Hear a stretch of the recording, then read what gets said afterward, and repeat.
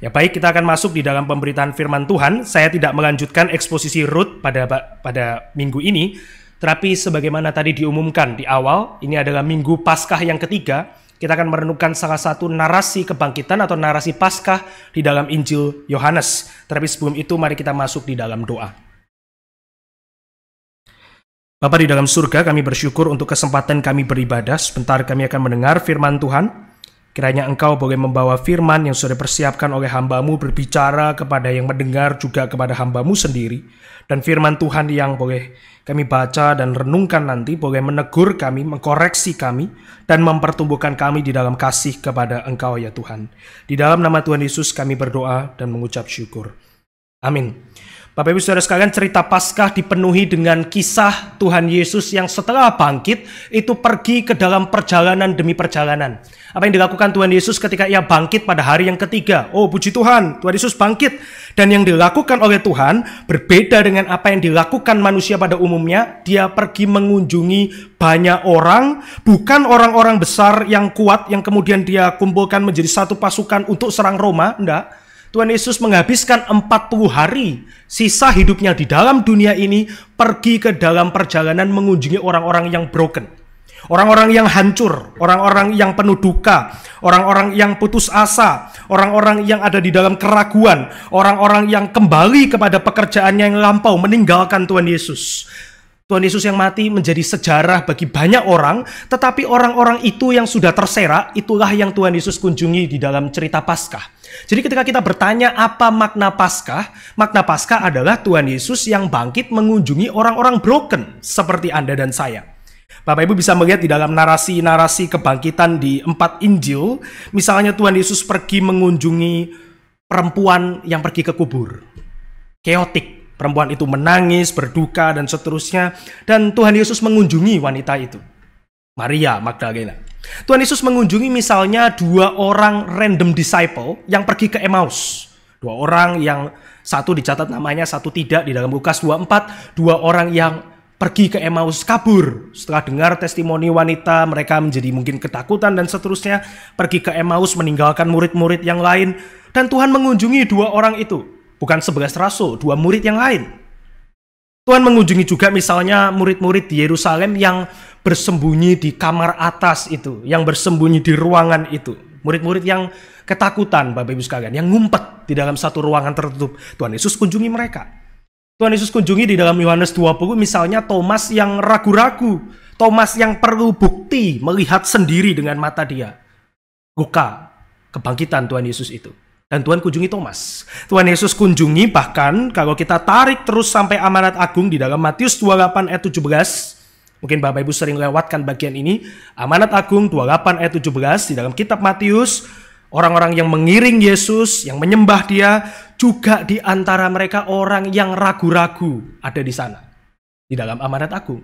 Dan Tuhan tetap melayani mereka semua. Itulah Paskah. Paskah adalah ternyata Tuhan Yesus yang mengunjungi, menampakkan diri dan melayani banyak orang itu.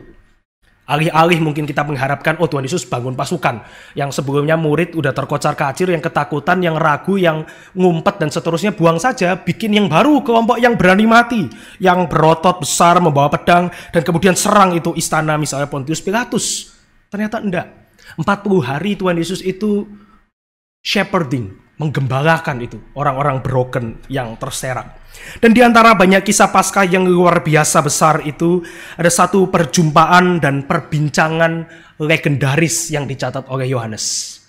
Dan itu mengingatkan kita dengan misalnya votum kita pada hari ini, mengingatkan kita dengan lagu-lagu pujian kita pada hari ini, dengan bacaan pertanggapan kita, yaitu perbincangan dan perjumpaan Tuhan Yesus dengan Petrus. Mari kita membuka Yohanes pasal 21 dan kita membaca ayat 15 sampai dengan ayat yang ke-19.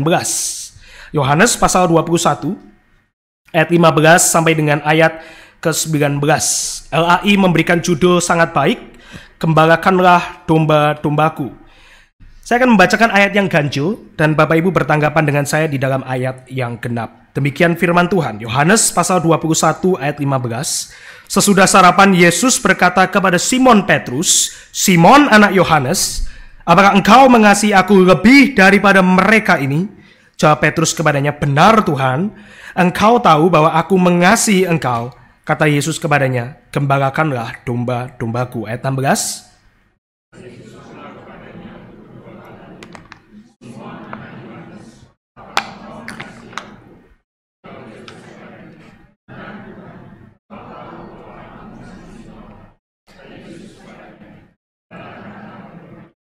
Kata Yesus kepadanya untuk ketiga kalinya, "Simon anak Yohanes, apakah engkau mengasihi aku?" Maka sedih hati Petrus karena Yesus berkata untuk ketiga kalinya, "Apakah engkau mengasihi aku?" Dan ia berkata kepadanya, "Tuhan, engkau tahu segala sesuatu. Engkau tahu bahwa aku mengasihi engkau." Kata Yesus kepadanya, "Gembalakanlah domba-dombaku." Ayat 18.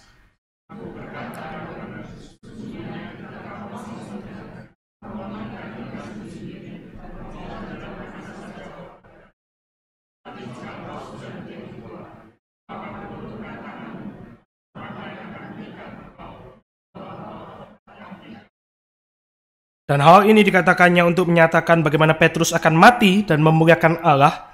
Sudah mengatakan demikian, ia berkata kepada Petrus, "Ikutlah aku." Bapak Ibu sekalian, perjumpaan ini bukan perjumpaan yang panjang. Perbincangan ini bukan perbincangan yang panjang, singkat saja.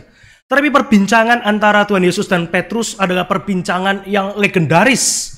Karena perbincangan singkat ini membicarakan mengenai satu tema yang terbesar di dalam kehidupan seluruh manusia, yaitu manusia yang diminta atau ditanya mengenai kasihnya kepada Allah.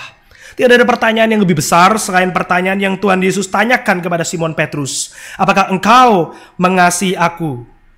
The greatest question yang Tuhan tanya kepada seorang manusia di dalam hal ini, Petrus. Keterangan ini penting bukan sekedar untuk mengatakan bahwa pertanyaan atau tema ini adalah tema yang harus direnungkan setiap Paskah. Lebih dari itu, Bapak Ibu sekalian, karena pertanyaan Tuhan kepada Petrus adalah pertanyaan Tuhan kepada setiap umatnya, termasuk Anda dan saya hari ini. Sehingga jauh melampaui satu catatan yang sekian ayat saja di dalam Yohanes 21, percakapan ini adalah percakapan yang harus kita terus renungkan di dalam kehidupan kita. Kita saksi dari kematian dan kebangkitan Kristus. Tetapi berkhotbah di dalam tema atau di dalam perikop ini bukan pekerjaan yang mudah, sebab begitu banyak variasi penafsiran mengenai perikop pendek ini.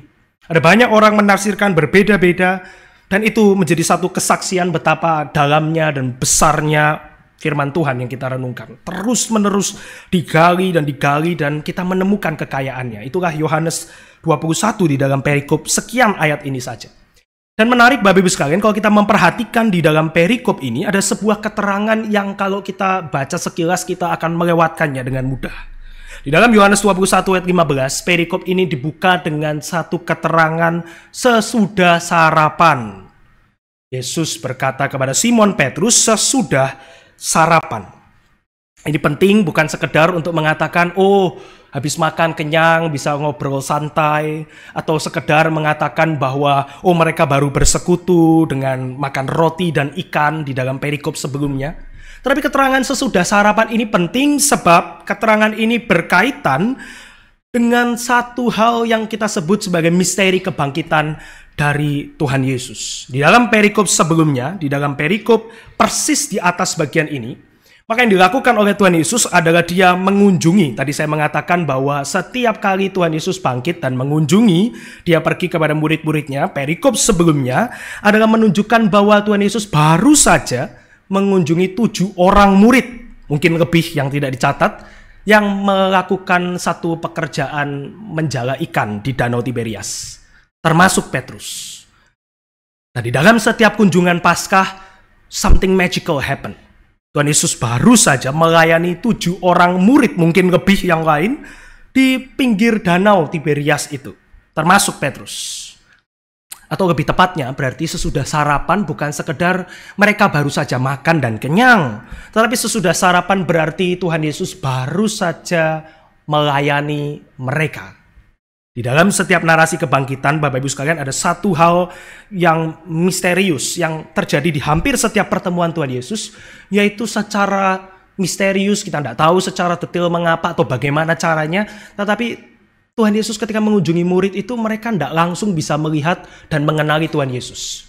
Contohnya Bapak Ibu sekalian di dalam slide misalnya Yohanes 20 ayat 14. Di dalam Yohanes 20 ayat 14, sesudah berkata demikian, ini Maria yang menoleh ke belakang dan melihat Yesus berdiri di situ. Ini Maria pergi ke kubur, kemudian Yesus ada di sana setelah Maria bertemu malaikat, tetapi ia tidak tahu bahwa itu adalah Yesus. Apa yang Yesus lakukan kepada Maria di dalam Yohanes 20 ayat 14 itu, dia visited Maria secara personal. Dia panggil Maria, kemudian dia mengatakan Rabuni dan Tuhan Yesus berbicara kepada Maria. Di dalam Lukas 24, ini perjalanan dua orang ke Emmaus. Ini lebih unik lagi, sebab dua orang ini mereka cepat-cepat pergi dari Yerusalem ke satu desa Emmaus itu. Dan di dalam ayat 15-16, secara luar biasa, Tuhan itu menggabungkan diri dengan dua orang ini, ikut jalan sama-sama, bercakap-cakap, bertukar pikiran dengan mereka berjam-jam sampai malam hari. Tapi dua orang itu tidak bisa mengenali itu adalah Yesus Kristus. Dan yang Tuhan Yesus lakukan juga sama. Dia melayani dua orang di Emmaus itu, perjalanan ke Emmaus itu dengan kehadiran, dengan firman dan keramah tamahan, persekutuan. Itu Lukas 24. Baru kemudian mereka celik matanya. Oh, ini Tuhan Yesus. Dan Yohanes 21 juga sama, Bapak Ibu sekalian. Ketika hari mulai siang, ayat 4, Yesus berdiri di pantai, berbicara dengan 7 murid dan mungkin lebih itu. Dan mereka tidak tahu bahwa itu adalah Yesus. Dengan pengecualian Yohanes di situ yang mengatakan itu guru dan seterusnya. The divine mystery of the resurrection. Secara misterius, ada yang menghalangi mata banyak orang untuk kemudian mengenali Yesus. Dan di dalam setiap narasi kebangkitan itu, Tuhan Yesus selalu melayani lebih dulu. Maka sesudah sarapan, ini signifikan. Berarti 7 orang murid itu, mereka sudah dilayani oleh Tuhan Yesus. Baru kemudian, Tuhan Yesus bertanya kepada Petrus. Nah, kenapa ini penting, Bapak Ibu sekalian? Kenapa sesudah sarapan menjadi begitu penting di dalam bagian ini?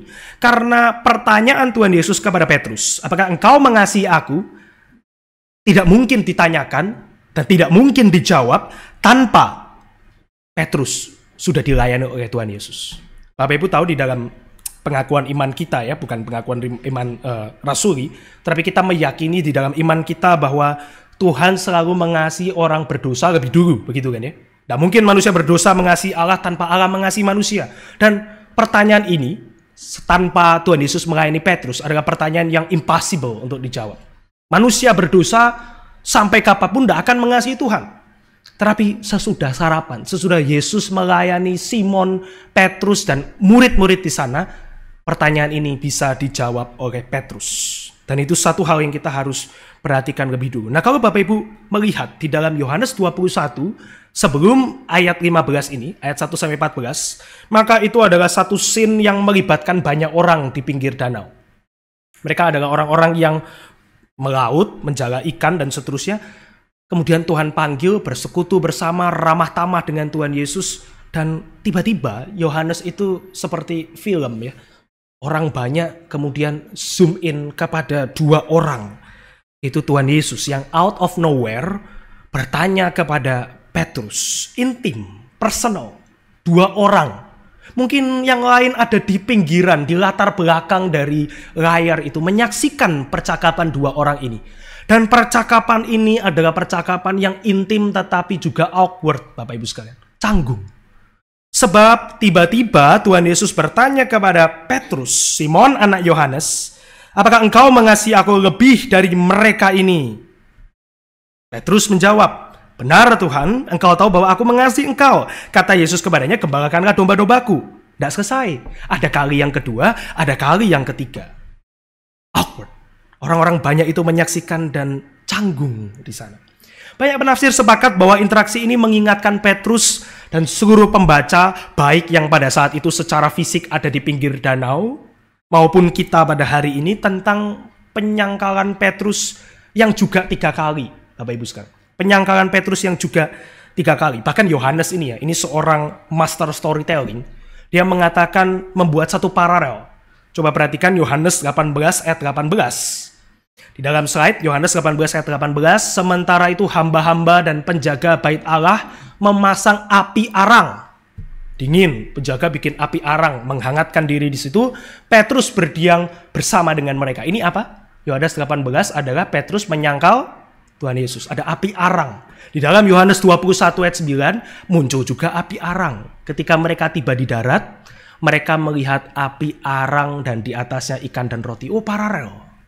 Baunya mirip, suasananya mirip. Di Yohanes 18 ada banyak orang menyaksikan Petrus menyangkal. Di Yohanes 21 banyak orang menyaksikan Petrus menyangkal. Jadi Petrus sendiri dia langsung ingat tentang penyangkalannya. Orang-orang banyak juga mengingat penyangkalannya. Pembaca Yohanes juga mengingat penyangkalan Petrus.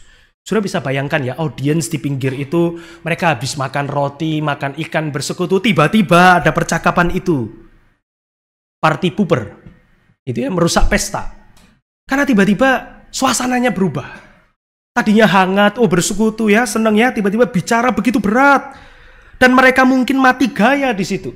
Tetapi mereka tidak boleh pergi, Bapak Ibu sekalian, karena mereka adalah saksi yang harus ada di percakapan tersebut. Mengapa perlu saksi?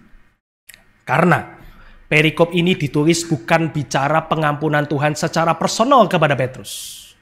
Bukan bicara pengampunan Tuhan secara personal pada Petrus, tapi bicara mengenai the reinstatement of Peter's public ministry, pengembalian pelayanan publik dari Rasul Petrus. Ini penting Bapak Ibu sekalian. Nah, mengapa demikian?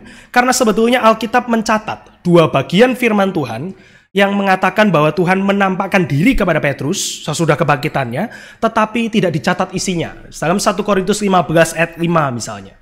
Bahwa Tuhan Yesus menampakkan diri kepada Kefas dan kemudian kepada ke-12 muridnya. Apa percakapan Yesus dengan Kefas? We don't know, nggak tahu.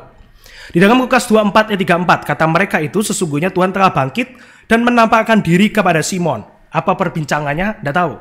Tetapi Yohanes 21 ditulis sedemikian rupa detail dan paralel untuk mengingatkan, mengkaitkan penyangkalan 3 kali dengan apa yang diperbincangkan 3 kali di sini. Sebagaimana misalnya ya kesalahan Petrus disaksikan banyak orang, maka testimoni kasih Petrus perlu disaksikan banyak orang. Kira-kira seperti itu. Petrus dulu menyangkal di depan orang banyak. Public knows. Publik tahu itu. Sekarang ketika Tuhan tanya kepada Petrus tentang kasih Petrus, public needs to know. Orang-orang perlu tahu. Nah, sebelum 3 kali pertanyaan itu diajukan oleh Tuhan Yesus, saudara bisa membaca dengan seksama bahwa bukan hanya sesudah sarapan, tetapi Tuhan Yesus panggil Petrus itu Simon, anak Yohanes. Memang nama dia Simon, Bapak Ibu sekalian. Tetapi Simon sudah diubah menjadi Kefas atau Petrus. Dan di dalam Injil Yohanes ada satu keunikan yang D.A. Carson katakan, setiap kali Petrus disebut Simon, biasanya ada konotasi negatif. Biasanya ada konotasi negatif. Artinya misalnya di dalam bagian ini Petrus itu kembali melaut, menjala ikan lagi. Dia buang identitas muridnya dan dia ajak 7 murid yang lain, yuk balik ke laut, mencari ikan dan seterusnya. Dan di dalam bagian ini Tuhan panggil Simon, anak Yohanes. Tetapi lebih dari itu Bapak Ibu sekalian, barangkali Tuhan panggil Simon untuk mengingatkan dia tentang panggilan pertama kali Petrus itu. Di dalam Yohanes 1 ayat 42, Tuhan Yesus berkata, ini Andreas bawa Simon kepada Tuhan Yesus dan dia berkata, engkau Simon anak Yohanes, engkau akan dinamakan Kefas. Ini panggilan Petrus. Dan di dalam bagian ini adalah the beginning, permulaan. Yohanes 21 is a new beginning. Dan secara paralel, di situ dia melaut. Yohanes 21 juga pergi menjadi nelayan lagi. Bapak Ibu sekalian bisa lihat Yohanes itu storyteller yang sangat baik. Dan dia akan mengingatkan Petrus bukan hanya tentang what happened in Peter's heart, yang di dalam hati Petrus dia sudah cium api arang, dipanggil Simon, settingnya mirip lagi di pinggir danau, melaut, tapi juga buat kita Bapak Ibu sekalian. Tuhan itu menghargai satu relasi yang personal. Nah, di dalam misalnya, Bapak Ibu pernah hadir di retreat atau KKR misalnya ya, kemudian biasa ditanya gitu kan, nama, tahun, lahir, dan seterusnya. Kemudian biasanya di dalam pertanyaan itu adalah, sebutkan tanggal lahir baru gitu ya. Bisa enggak Bapak Ibu kasih tanggal lahir baru? Mungkin ada yang bisa ya. Oh iya, saya terima Tuhan misalnya KKR Pak Tong tahun sekian. Oh bisa gitu ya, tulis. Tapi banyak orang yang juga enggak bisa tulis itu kan ya. Kapan tanggal lahir baru saudara? Oh, enggak tahu gitu ya. Itu perjalanan yang panjang kok Pak. Enggak tahu gitu. Tetapi bukan berarti bahwa relational yang so personal itu Tuhan enggak pentingkan. Di dalam bagian ini Tuhan itu panggil Petrus very personal. Dan itu mengajak kita mengingat mengenai pemanggilan Anda dan saya sebagai anak-anak Tuhan. Di dalam mungkin setiap waktu beda, ada yang mungkin dari balita, ada yang mungkin orang dewasa, orang tua. Kapan kita dipanggil? Dan bagaimana relasi itu hari ini? Petrus dipanggil ketika dia, waduh baru saja ini melaut lagi, sudah lupakan relasi yang dulu itu loh, Yohanes 1 ayat 42. And now, Tuhan Yesus bangkitkan itu di dalam Petrus. Simon, anak Yohanes, dengan bau api arang, dengan dipanggil Simon, dengan masih itu ada bau-bau air laut itu. Maka Simon Petrus akan teringat mengenai pemanggilan dia. Bapak, Ibu, dan saya bisa mengambil waktu sejenak di dalam ayat ini untuk mengingat kapan Anda dan saya dipanggil. Dan di mana Anda dipanggil pada saat itu? Di mana Anda sekarang? Kembali seperti Petrus? Atau Anda sekarang ada di tempat yang tepat? Petrus sedang kembali ke yang dulu, waktu dia penjala ikan. Sekarang Tuhan panggil dia. Apakah engkau mengasihi aku lebih dari mereka ini? Nah, Bapak Ibu sekalian, ada banyak penafsiran mengenai maksud dari pertanyaan Tuhan Yesus. Lebih dari mereka ini itu apa? Ada yang mengatakan, apakah engkau Petrus lebih mengasihi aku dibanding kamu mengasihi murid-murid yang lain? Tapi ini kurang banyak dukungan ya. Ada yang mengatakan seperti yang baru saja saya ucapkan, bahwa apakah engkau mengasihi aku lebih dari mereka ini, artinya apakah kamu Petrus lebih mengasihi aku dari menjala ikan? Very powerful kan ya? Apakah engkau mengasihi aku, kita ganti Petrus dengan nama kita sendiri, apakah engkau mengasihi aku lebih dari pekerjaanmu, lebih dari keluargamu, lebih dari pelayananmu? Powerful, luar biasa pesannya. Tapi Bapak Ibu sekalian, ada pandangan yang ketiga yang saya rasa lebih tepat, yaitu pertanyaan ini berarti, Petrus, apakah engkau mengasihi aku lebih dari murid-murid lain mengasihi aku? Ini pujian atau ujian? Pujian atau ujian ini Bapak Ibu sekalian? Buat Petrus itu ujian. Mengapa demikian? Kita harus mengingat siapa dan bagaimana Petrus. What kind of person is Peter?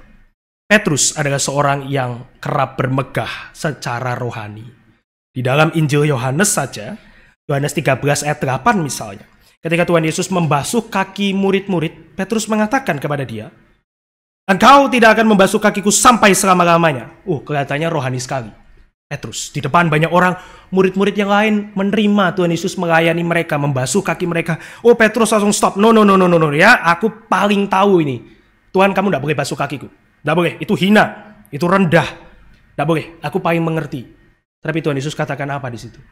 Jikalau aku tidak membasuh engkau tidak mendapat bagian dalam aku. Petrus itu biasa di depan publik ya. Itu menunjukkan bahwa dia paling ngerti. Paling mengerti itu hatinya Tuhan Yesus. Dia paling ngerti cara melayani Tuhan Yesus itu. Contohnya di sini. Di dalam bagian lain, di dalam Yohanes 13 ayat 36 sampai 38, di dalam bagian ini Petrus berkata kepada Tuhan Yesus, Tuhan, kemanakah engkau pergi?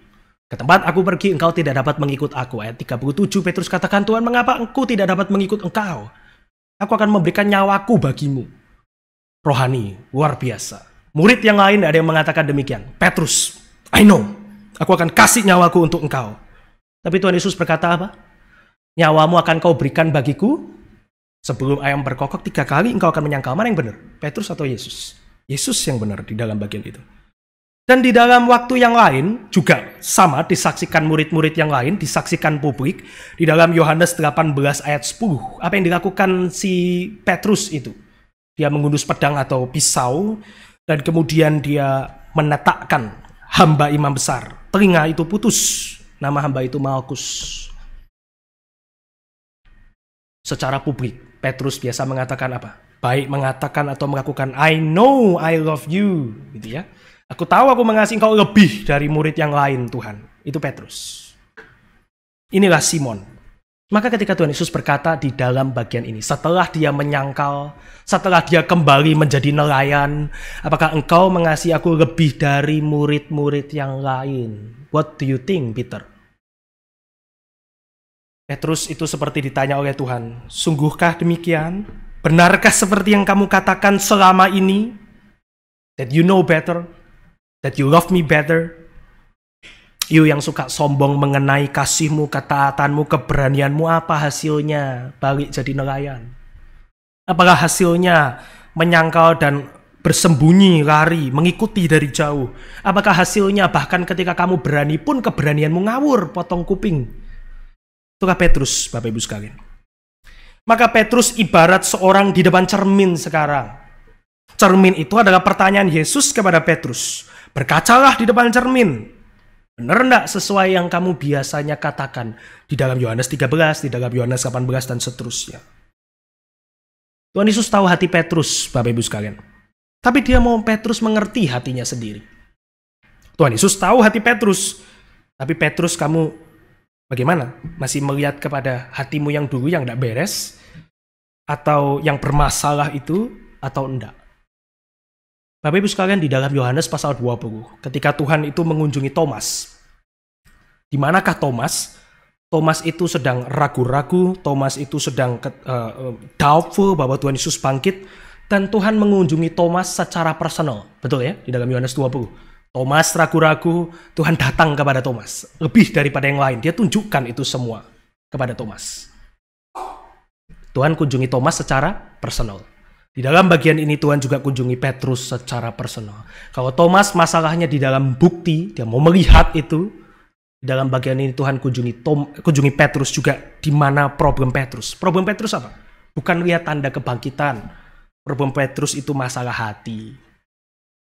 Tuhan mengunjungi setiap kita di mana kita berada.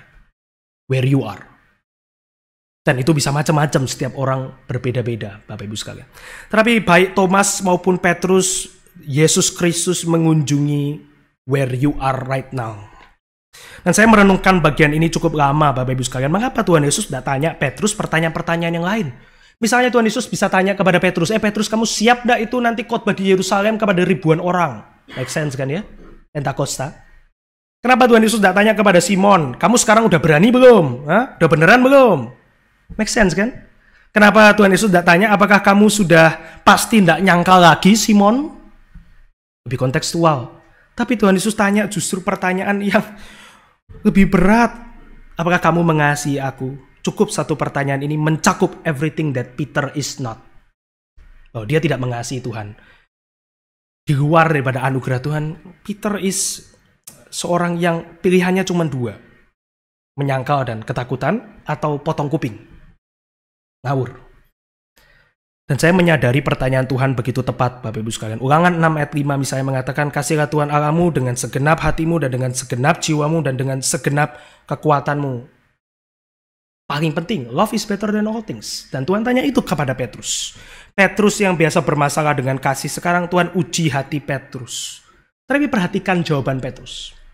Benar Tuhan, Engkau tahu bahwa aku mengasihi Engkau. Petrus jawab dengan tepat, Bapak Ibu sekalian, di dalam bagian ini. Petrus menjawab bukan dengan penuh kesombongan seperti di old Peter, Petrus yang dulu.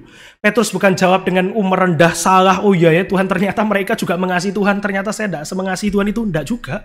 Petrus jawab dengan tepat, benar Tuhan, Engkau tahu bahwa aku mengasihi Engkau. Ini jawaban orang yang jujur, Bapak Ibu sekalian ya. Ini belum ya, ini ayat 16-17. Petrus jawab dengan jujur, jawaban seorang yang mendapat anugerah Tuhan. Ingat, Petrus baru saja dilayani oleh Tuhan, maka dia bisa menjawab seperti ini karena Yesus Kristus di dalam perikop sebelumnya just serve Peter, melayani Petrus. Engkau tahu ya Tuhan, benar Tuhan, aku mengasihi Engkau. Maka Tuhan Yesus tidak mengatakan mosok gitu ya, enggak. Dia mengatakan gembalakanlah domba-dombaku. Forgiveness atau restoration dari Tuhan itu selalu disertai dengan commissioning. Saya ulangi Bapak Ibu sekalian ya, pengampunan Tuhan, pemulihan Tuhan itu selalu disertai dengan pengutusan kepada tugas. Tidak ada orang bertobat, kemudian, oke, kamu melayani? Enggak sih, yang itu enggak. Kamu mengasihi? Enggak juga. Saya pokoknya bertobat sendiri. Tidak ada Bapak Ibu sekalian. Selalu adalah mengenai commissioning, pengutusan kepada satu tugas pelayanan. Tapi bukan cuma untuk Petrus. Sebab Tuhan berkata kepada Petrus, apakah engkau mengasihi aku lebih dari mereka ini? Ada aspek komunal, Bapak Ibu sekalian. Di dalam pertanyaan kali yang kedua dan ketiga tidak muncul ini. Tapi di dalam kali yang pertama, dan cukup satu kali, Tuhan mengatakan, apakah engkau mengasihi aku lebih dari mereka ini? Ternyata Petrus tidak lagi seperti dulu. Dia bukan di old Peter, Tuhan sudah melayani dia. Maka restorasi untuk Petrus juga adalah restorasi komunitas. Ini yang mungkin kita sering kali lewatkan, Bapak Ibu sekalian. Sebagaimana Petrus biasa di hadapan publik melihat rendah saudara-saudaranya, sekarang setelah Tuhan Yesus mengubah Petrus, dia tidak lagi lihat saudara-saudaranya rendah. Petrus sekarang melihat dengan benar kepada Tuhan. Dia nggak tahu menau mengenai murid-murid yang lain. But now Peter punya hati yang beres. Dia nggak lagi melihat yang lain itu nggak bisa mengasihi Tuhan. Sekarang relasi horizontal komunitas itu juga beres. Bapak Ibu sekalian, kita jangan menjadi Petrus yang dulu gitu ya. Apakah kau mengasihi aku? Kalau kita ganti Simon Petrus dengan nama kita masing-masing, apakah Filbert engkau mengasihi aku lebih dari mereka ini? Oh ya, tergantung mereka yang mana Tuhan. Kalau mereka yang misalnya Pak Tong ya enggak gitu misalnya. Tapi kalau misalnya mereka itu diganti dengan si A, si B yang saya enggak suka, oh iya gitu ya. Itu Petrus, Bapak Ibu sekalian. Tapi Petrus tidak lagi mengatakan, iya aku lebih mengasihi engkau dari mereka. Atau tidak, aku tidak mengasihi engkau dari mereka. Enggak. Petrus sekarang melihat hanya kepada Kristus. Because of Christ, Petrus sekarang punya hati yang beres juga kepada sesamanya. Bapak Ibu sekalian, satu hal yang bahkan mungkin kita lupa ya. Pemulihan Tuhan atas Petrus, yang adalah pemulihan Tuhan bagi seluruh komunitas, murid-murid yang lain juga, itu adalah satu tanda bahwa sebetulnya dosa Petrus juga dosa murid-murid yang lain.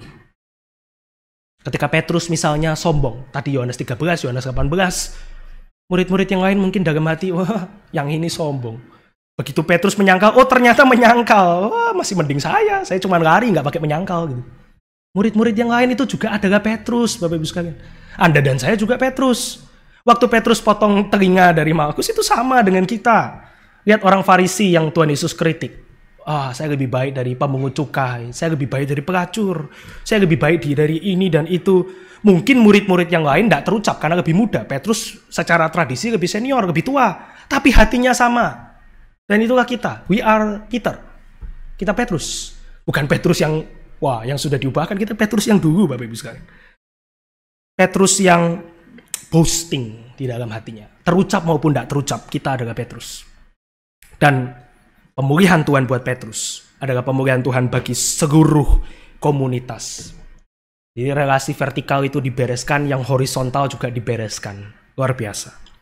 Dan saudara dan saya juga dapat introspeksi di dalam cermin yang sama, yang dihadapkan oleh Yohanes 21 di depan kita. Apakah engkau mengasihi aku lebih dari mereka ini? Apa jawaban kita, Bapak Ibu sekalian?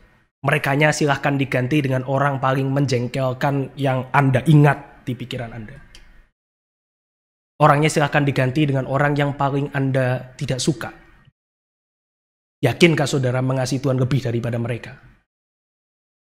Tapi Petrus tidak demikian. Petrus yang sudah diubahkan oleh Tuhan, dia tidak lagi menyangkal dan ketakutan atau keberanian yang liar. Petrus melihat kepada Kristus. Saudara dan saya harus melihat kepada Kristus. Dan setelah melihat kepada Kristus, Tuhan Yesus katakan kepada Petrus, gembalakanlah domba. See now di mana hati Tuhan berada. Gereja. Komunitas. Tetapi tidak cukup, Bapak Ibu sekalian, sebab meskipun jawaban Petrus itu benar, ada kali yang kedua, ada kali yang ketiga.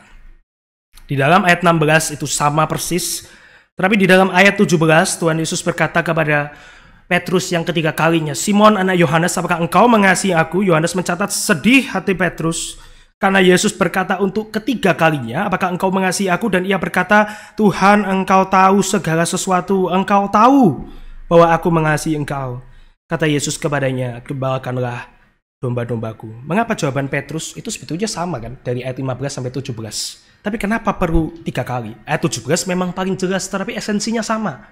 Dia lihat kepada Tuhan, as you know, sebagaimana engkau tahu, aku mengasihi engkau. Tapi kenapa perlu ada yang kedua? Kenapa perlu ada yang ketiga? Petrus cuman appeal kepada firman Tuhan. Yohanes 10 ayat 14 misalnya di dalam slide Tuhan Yesus mengatakan, akulah gembala yang baik dan aku mengenal domba-dombaku. Petrus ini kan mengatakan, aku adalah dombamu. Engkau tahu ya Tuhan, aku adalah dombamu. Benar kan? Tetapi kenapa Tuhan itu perlu 3 kali? Mengingatkan Petrus dengan penyangkalannya. Mengingatkan Petrus dengan kegagalannya. By the way, Bapak Ibu sekalian, di dalam perjalanan 2 orang ke Emmaus itu, Tuhan Yesus juga memunculkan, mengorek traumanya 2 murid itu. Bapak Ibu nanti bisa baca Lukas 24. Tuhan Yesus bertanya kepada 2 orang itu, apa sih yang baru terjadi di Yerusalem sekian hari ini? Lalu 2 orang itu bercerita, kamu orang asing ya, enggak tahu ya? Nih ya, tak ceritain ya. Ada nabi, guru kami, orang besar, dibenci, ditangkap, dimatikan. Wah, dikorek lagi trauma itu. Baru Tuhan itu layani. Di sini Tuhan korek lagi traumanya Petrus. To meet Peter where Peter is. Pimpinan Tuhan tidak membuat kita lepas dari menghadapi konsekuensi pelanggaran kita. Pimpinan Tuhan tidak berarti kita bypass pergumulan. Tapi Tuhan itu masuk di dalam pergumulannya Petrus. Tuhan itu masuk di dalam pergumulan personalnya Petrus. Dan dia masuk di dalam pergumulan personal kita masing-masing, Bapak Ibu Saudara sekalian.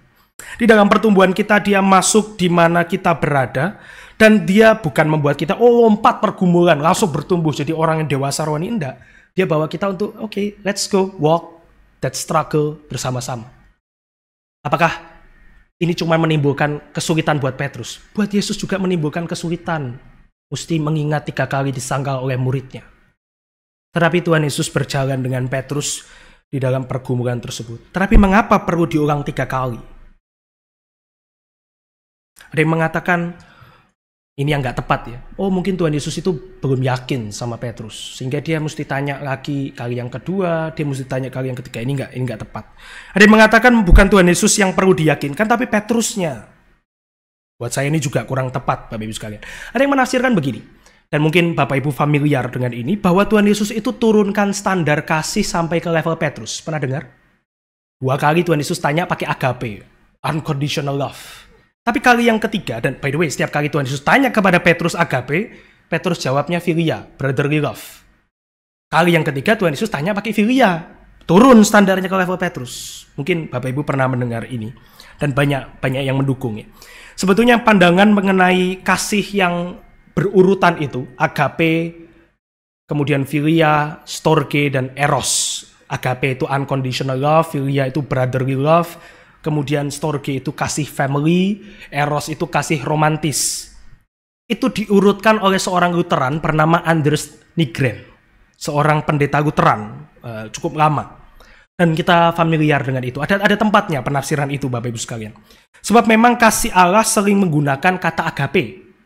Tetapi, kalau Anda mengikuti penafsiran ini, berarti Tuhan Yesus itu turun ke levelnya Petrus. Dari agape, tidak sampai Petrus ke sana, Tuhan Yesus go down to philia. Begitu ya. Dan ini powerful, Bapak Ibu sekalian. Berarti Tuhan itu sabar sama Petrus, dia turun ke level Petrus, dia terima Petrus apa adanya. Tetapi di dalam penafsiran-penafsiran yang lebih terkini, Bapak Ibu sekalian, banyak ahli, bahkan saya mencari 6-7 commentary yang baik, orang-orang reform juga, mereka berargumen bahwa secara biblika kata agape dan philia itu ternyata digunakan secara sinonimus, bukan secara urutan tingkatan. Nah, misalnya di dalam bagian ini, Bapak Ibu sekalian, di dalam Yohanes 15, tidak ada kasih yang lebih besar, itu pakai philia, bukan agape. There is no greater love than this, philia. Bahwa seorang yang mati bagi sahabat-sahabatnya, itu Tuhan Yesus kan ya, philia. Di dalam 2 Timotius 4 ayat 10, Demas yang meninggalkan pelayanan itu dikatakan mencintai dunia ini, dan itu pakai agape. Bukan pakai storge misalnya atau eros, enggak, pakai agape di situ. Di dalam Yohanes 5 ayat 20, Bapa mengasihi anak itu pakai philia. Jadi penafsiran yang selalu mengatakan agape lebih tinggi boleh dikritisi ulang. Benar ya, agape sering digunakan untuk kasih Allah, itu true. Tetapi ini menarik karena berarti di sini bukan Tuhan Yesus going down to Peter's level, tetapi ada sesuatu yang lain yang mau dikatakan oleh Yohanes 21 ini. Ada sesuatu yang lain yang bahkan lebih penting daripada sekedar naik turun level kasih itu. Bahkan di dalam ayat 15, 16, 17 sebetulnya ada permainan kata Yunani yang lain. LAI menerjemahkan bahasa Indonesia semua sama. Respon Tuhan Yesus adalah gembalakanlah domba-dombaku, begitu ya. Tapi di dalam bahasa aslinya itu beda. Nuansa bahasa Inggrisnya adalah feed my lambs, anak domba, lambs, feed my lambs, tend my sheep, dan kemudian feed my sheep. Jadi sebenarnya nggak sama. Tapi diterjemahkan Indonesia, gembalakanlah domba-dombaku. LAI terjemahan 2 tafsirkan beda, Bapak Ibu sekalian. LAI terjemahan 2 itu menafsirkan ayat 15 misalnya, peliharalah anak-anak dombaku. Ini Yunaninya lebih tepat. Ayat 16 mengatakan, gembalakanlah domba-dombaku. Ayat 17, peliharalah domba-dombaku. Beda. Ada nuansa yang beda kan. Tapi maknanya sama. The whole flock, seluruh kawanan. Perhatikan itu. Tidak tentu agape philia harus beda, tidak tentu bahasa Yunani untuk sheep dan lamb, tent dan feet itu harus beda.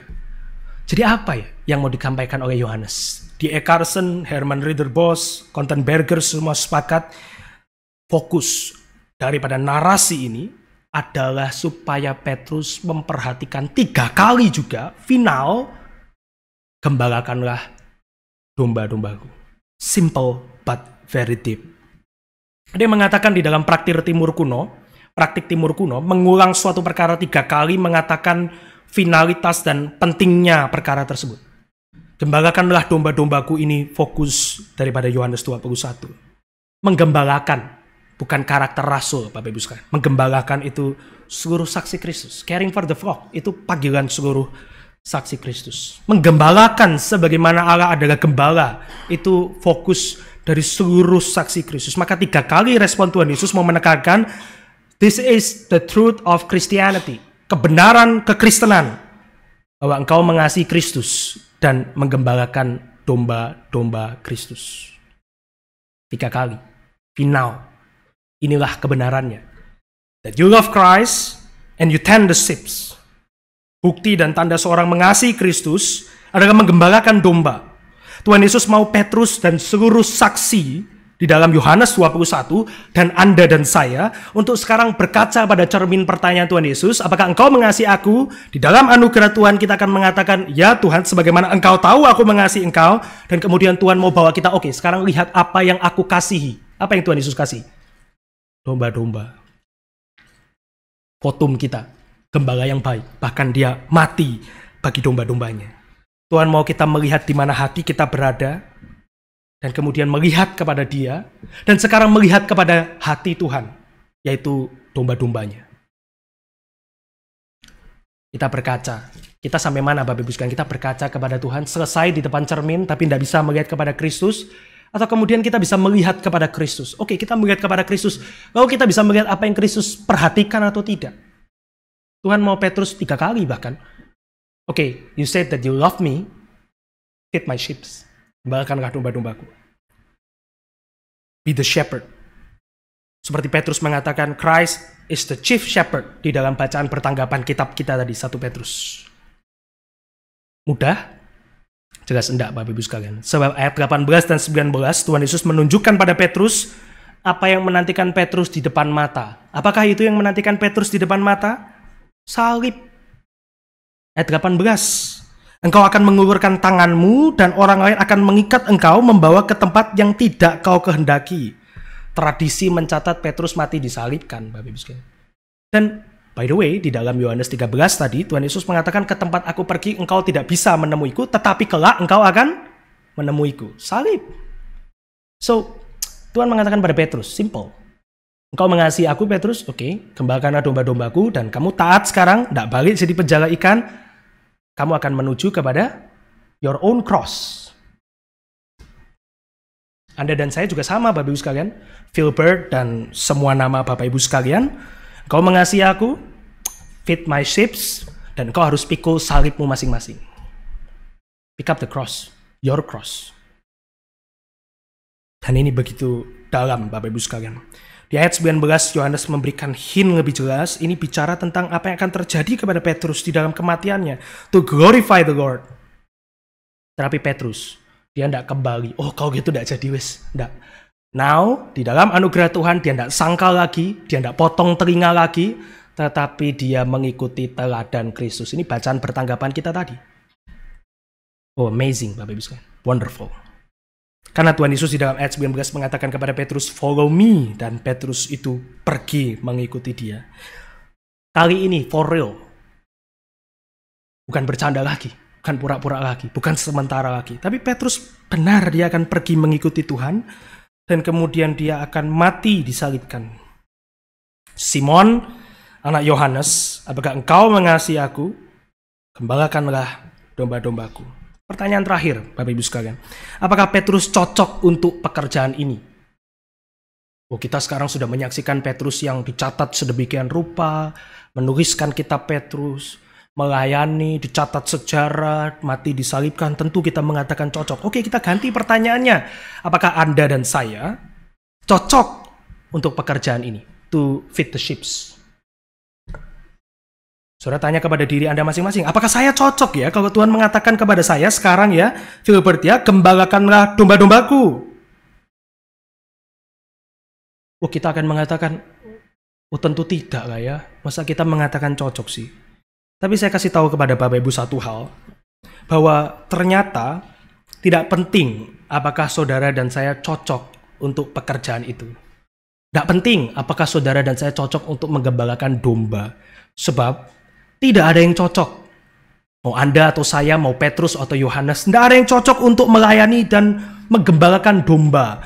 Karena by nature, secara alamiah Anda dan saya tidak mengasihi Allah.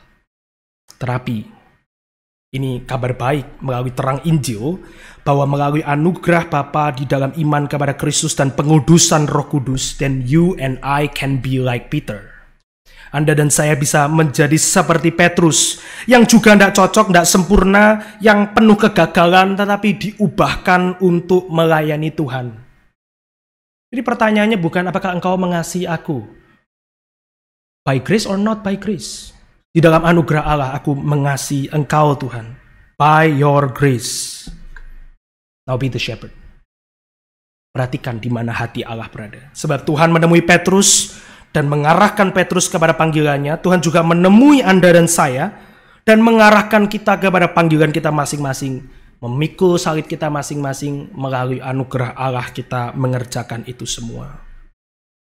Sehingga 1 Petrus 5 ayat 4, Petrus mengatakan kira-kira 30 tahun kemudian, maka kamu apabila Gembala Agung datang, kamu akan menerima mahkota kemuliaan yang tidak dapat layu. Di dalam bacaan pertanggapan kita, ini tidak kebetulan, Tuhan yang menetapkan demikian, tapi dikatakan di sana, sebab untuk itulah kamu dipanggil, karena Kristus telah menderita untuk kamu, meninggalkan teladan bagimu, supaya kamu mengikuti jejaknya. Ini very personal for Peter di dalam bacaan pertanggapan kita, 1 Petrus 2:21.